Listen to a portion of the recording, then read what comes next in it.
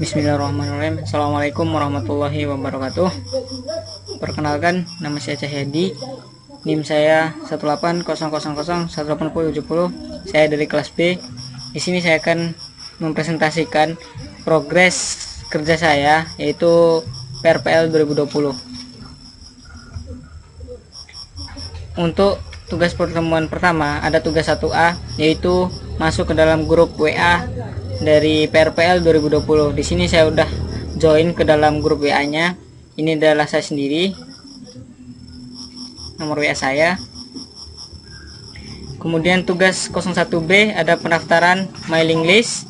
Nah, di sini kita masuk ke dalam grup dari mailing list yang telah dibuat.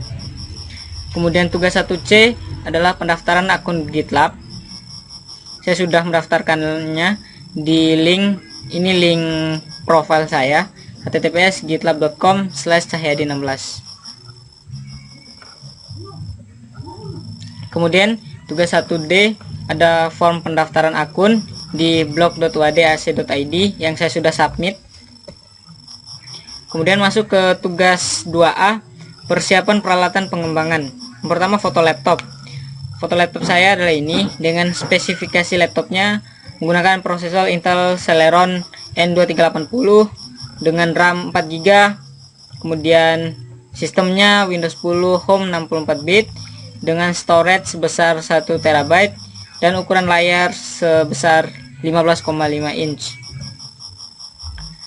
Kemudian perangkat lunak pendukung yang saya gunakan, yang pertama adalah SAM.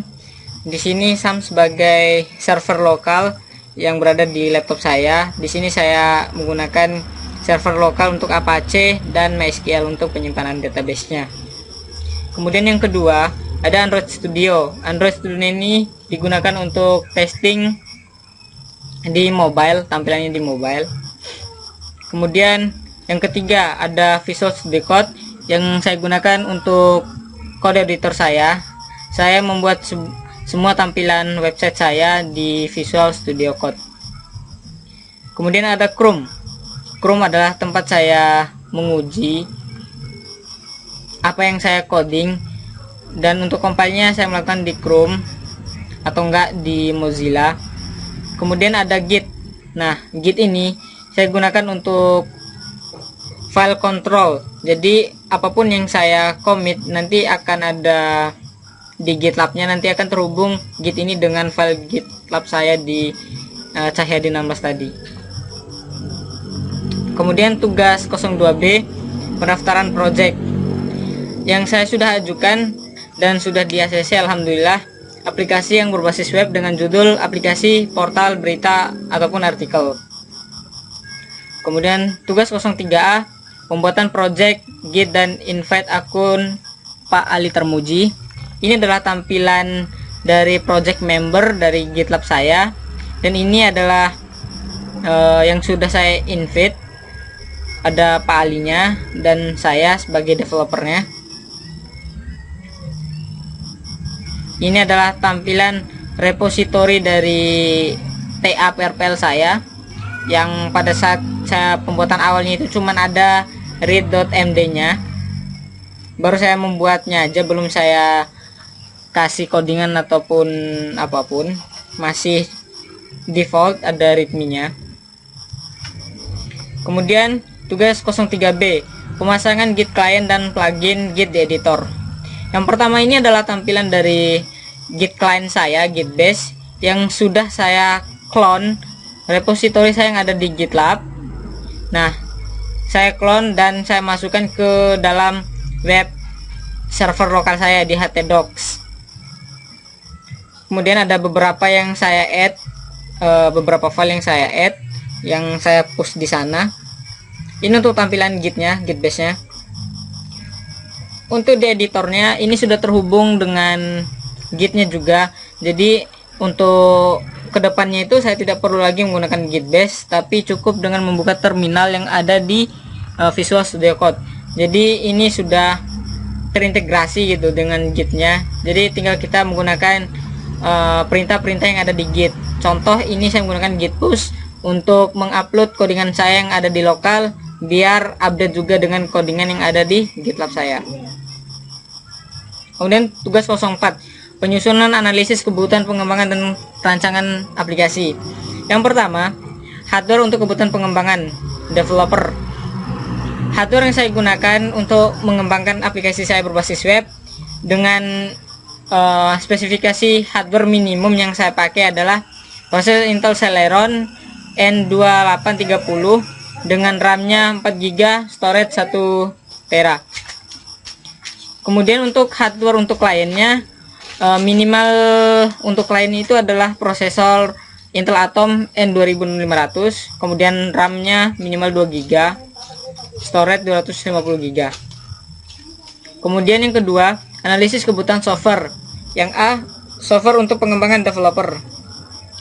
Seperti yang udah saya laporkan tadi, bahwa aplikasi yang saya gunakan yang pertama ada SAMPP yang digunakan sebagai server lokal. Kemudian kode editornya saya menggunakan Visual Studio Code. Kemudian untuk browsernya saya menggunakan Google Chrome dan Mozilla. Kemudian dibantu dengan Git untuk melakukan push repository ke GitLab-nya. Kemudian analisis kebutuhan software untuk klien. Kalau untuk kliennya itu cuman menggunakan browser saja. Contohnya ada banyak, Google Chrome, Mozilla, Microsoft Edge, Opera, Chromium, dan lain-lain. Ini dipilih salah satu saja, nggak perlu digunakan untuk semuanya. Kemudian aplikasi yang dikembangkan secara global, sama seperti untuk klien, dia hanya menggunakan salah satu browser yang digunakan untuk menjelajahi web yang saya buat ataupun aplikasi berbasis web yang saya buat. Kemudian ada analisis kebutuhan database atau storage. Untuk media penyimpanan saya menggunakan MySQL secara lokal juga dibantu dengan aplikasi SAMPP. Kemudian analisa kebutuhan prosedur. Proses bisnis, saya menyediakan sebuah website yang berupa informasi, berita, artikel yang nanti dimana orang akan mengakses dan membaca artikel yang saya posting. Dan untuk mengaksesnya dia bisa menggunakan via browser dan bisa diakses kapan saja dan dimana secara langsung. Kemudian tata cara sistemnya, yang pertama saya membuat sebuah sistem, kemudian mengumpulkan informasi yang akan saya share, kemudian menganalisis informasi tersebut, baru saya memposting berita ataupun artikel itu ke website. Kemudian analisis kebutuhan personalia. Yang A, SDM, sumber daya manusia yang dibutuhkan di sisi developer. Di sini saya mencantumkan beberapa keahlian. Yang pertama UI atau UX yang merancang aplikasi berbasis web tersebut. Kemudian ada front end yang menerapkan kekodingan, ada back end yang mengatur di bagian back endnya, dan security bagian keamanannya. Kemudian untuk SDM yang dibutuhkan di sisi klien itu cukup dibutuhkan orang yang bisa atau mampu mengoperasikan komputer. Untuk analisa kebutuhan dokumentasi yang saya pelajari, referensi saya ada 2 channel YouTube. Yang pertama YouTube Web Programming Unpas dan Framework Indonesia. Dan untuk dokumentasi desain, ini adalah contoh dari tampilan home saya yang di sini saya buat masih cuman prototipenya aja, belum saya full edit. Untuk tampilan sederhananya seperti ini, ada header, kemudian ada jumbotron, baru ada isi dari berita ataupun artikel yang ada di sini. Ini tampilan footernya, ada sosial media dan ada beberapa kategori di sini. Sama ini footernya, privasi 2020 by Mantika, alright first. Dan untuk tampilan loginnya seperti ini, simple saja. Tampilan login ini digunakan oleh seorang admin yang akan memposting artikel nanti. Dia yang akan menulis artikel dan akan mengedit, mempublish, delete, pokoknya dia yang bagian administratornya database-nya. Dia yang akan login dulu siapa yang berhak, kalau berhak dia akan masuk, kalau nggak berhak dia nggak boleh masuk di sistem kita. Kemudian ada tampilan dashboard. Tampilan dashboardnya sangat simpel seperti ini untuk sementara. Ada input artikel, ada penulis, judul, isi, tanggal, dan gambar. Mungkin itu dulu yang bisa saya sampaikan untuk progres dari pengerjaan saya. Sekian video dari saya. Billahi taufiq wal hidayah. Assalamualaikum warahmatullahi wabarakatuh.